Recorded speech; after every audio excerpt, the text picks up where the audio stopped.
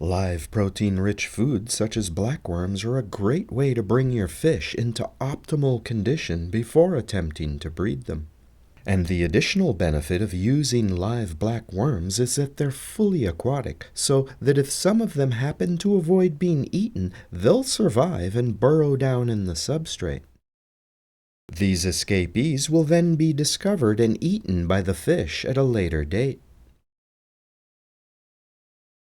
Another interesting fact about blackworms is that if a worm gets broken into more than one piece, each individual piece can survive. So if you cut one of them into 3 pieces, you now have 3 worms instead of 1.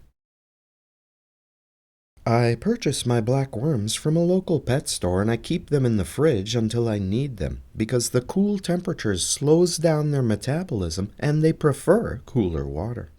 I wish that I had the time and space to breed blackworms in large numbers, because most fish go crazy for them, and they're also a great way to convince timid fish to come out of hiding.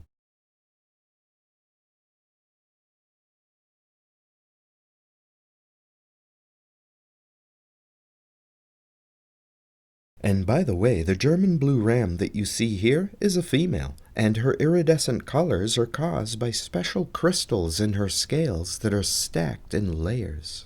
And each layer acts like a little prism that breaks the light waves into different colors depending upon the angle of the light that shines on the scale. And the specific color that these scales reflect depends upon the thickness and the arrangement of the crystals in each layer. So when you see an iridescent fish that really shines, you now know that those colors are created by layers of tiny prisms made out of crystals that are inside the fish's scales.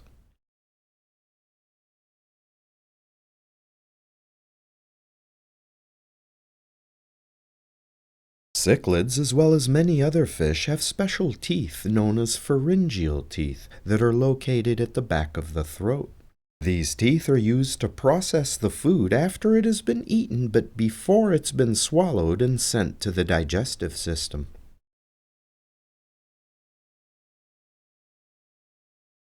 Blackworms are feisty, and they're sometimes able to escape even after they've been eaten by wriggling out through the fish's gill cover. And when you see a worm sticking out of the gill cover and it suddenly gets pulled back in by the fish, that's the pharyngeal teeth in the back of the throat at work.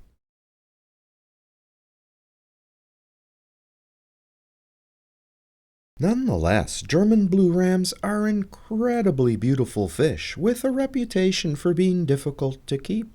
They do prefer stable water parameters and water temperatures in the lower 80s or around 28 degrees Celsius. But once those 2 requirements are met, I've found them to be relatively easy fish to keep and breed. In fact, I've bred them in tanks as small as 5 gallons or 19 liters. They prefer a sand substrate and ample cover in the form of driftwood and live plants, and it's also important to add a few smooth rocks where they can lay their eggs.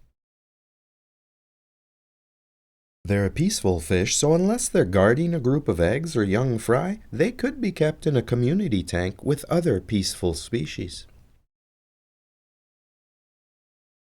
But I prefer to keep them in a single species tank where I can feed them lots of blackworms and then watch them make lots and lots of babies.